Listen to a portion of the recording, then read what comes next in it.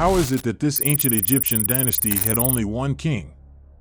This is the tragic story of the 24th dynasty. In the year 726 BCE, Pa-Enki became the new pharaoh of Kemet. He was in Karaha, a city in Lower Egypt.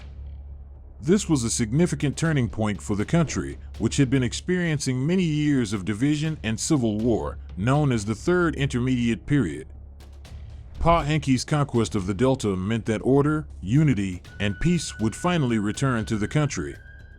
Previously, Pa-Enki was preceded by his father, Pharaoh Kashta, ruler of Kush and of Upper Kemet, who with his daughter Amenertis, as the title suggests, already controlled Upper Kemet, the most important part of the country.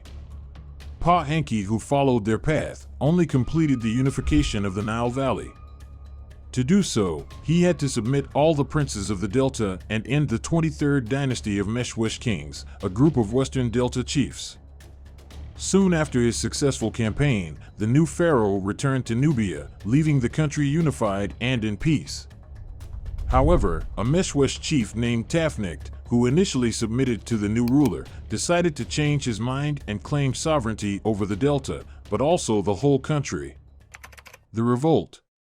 Contrary to common belief and despite their control over the country, the Kushite pharaohs were not invaders but liberators and unifiers. Pa-Enki even preferred to return to Napata in Nubia and gave more freedom to the native nomarchs of Kemet. In the Delta, Tafnikht saw it as a weakness to exploit. So, he decided to seize several towns near him. He then sailed southwards with a large army to take over Upper Kemet. He had the support of many other chiefs, including Nimereth, king of Kemenu, Arpeth, the chief of the Mashwasha, Shishak of Abusur, and Chedamenephank of Jadet, all rulers of cities related to Lower Egypt. In Napata, Pa-Enki was warned about what was happening in the north. But the pharaoh did nothing initially. The response. Later on, Pa-Enki ordered his generals Porma and Lasmer-Segni to attack the city of Kemenu and sent soldiers to assist them. Pa-Enki later arrived in Kemet and found Heracleopolis besieged. And on his way down the Nile, he met Tafnikt's fleet of warboats and was victorious in the ensuing fight. He then assisted in the siege of Hermopolis, which surrendered after 3 days of resistance. Pa-Enki pardoned the chief Nimereth and accepted his offerings. He marched northwards and compelled all the towns he passed to submit to him. When he arrived in Memphis, the gates of the city were closed before him. He sent a messenger into the city, urging them to surrender and promising to do them no harm if they submitted. However, the Memphites refused and even killed some of Pa-Enki's men. Meanwhile, Tafnikht arrived in Memphis and encouraged the Memphites to continue their resistance. The king noticed that the waters of the Nile were close to the wall of the city, and boats were moored there. He ordered his warriors to seize these boats and set them in a line close to the city wall, with their bows pointing towards it. His soldiers filled the row of boats in front of the city wall and leaped onto the wall, forcing their way into the houses built close to it and into the city. They killed all who opposed them and took many prisoners. Pa-Enki saved the great temple of Ptah from being looted, made offerings to the gods, and confirmed the priests in their appointments. The victory was total. It resulted in many other local chiefs who rebelled against the pharaoh coming to Memphis and tendering their submission. After that, he crossed the Nile and went to Karaha, where the priesthood acknowledged him as king of Kemet. Pa-Enki then moved northwards and pitched his camp at Kahini in the nome of Athribis, where at least 15 local princes came to tender their submission and brought rich gifts. However, despite the submission of the majority of Delta rulers, Tafnikht did his utmost to make the people in the west revolt. But when all his efforts failed, he sent an envoy to Pa-Enki and begged for pardon, saying that he was sick and miserable and that his anxieties had made him bald. He was in rags, and he had taken no pleasure in his food, or in music, and the beer hall, because of his terror of Pa-Enki. And he said, "Take everything I have, only forgive me, and send me a messenger with forgiveness. I will go into the temple of Neith and Sais, and swear allegiance to thee." In answer to his petition, Pa-Enki sent his general Parma to receive the gifts of Tafnakt and a priest to hear him take his solemn oath of allegiance in the temple of Neith. One by one, the remaining chiefs and princes who had been allies of Tafnakt came and swore fealty to Pa-Enki. Having loaded his fleet with rich gifts of all kinds, Pa-Enki sailed up the river to Thebes and finally returned to Napata, his capital, where, with the spoil obtained in the delta, he enriched the temple of Amun. The disrespect.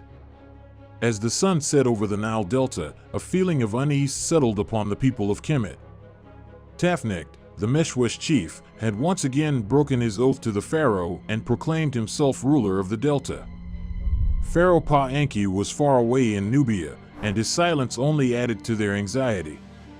Tafnakt must have enjoyed considerable influence in the region, because later on, his son Wakara Baconrenuf, also known as Bocchoris by the Greeks, became the first king of the 24th dynasty. According to Diodorus the Sicilian, Bocchoris became one of the 6 great lawgivers of Egypt and was a wise and prudent man, many of whose sayings were remembered for centuries after his death. But Bocchoris would soon learn that the pharaoh's word was law. The punishment. Despite all these events, Tefnakt's betrayal was not forgotten by the legitimate rulers in Nubia. At the deaths of Pa-Enki, his successor and brother Shabbataka, also son of Pharaoh Kashta, became ruler of Kemet. He was assisted by his brother, Neferkara-Shabaka, future pharaoh, and general of the Egyptian army. Shabaka occupied that position for several years before he became king, and he acted as commander-in-chief of the Egyptian army under his brother's authority. When Shabbataka ascended the throne, he immediately decided to deal with the rebellion and betrayal that occurred in the delta.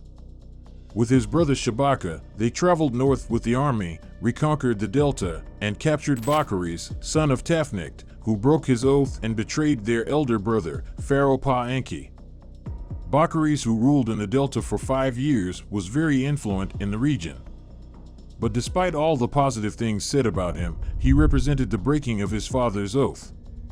Even though the pharaoh forgave them many times, they kept betraying and disrespecting him. Thus, they forced Pharaoh Shabbataka and his brother Shabaka to show their subjects how ruthless they could be. A strong empire could not tolerate betrayal and disloyalty.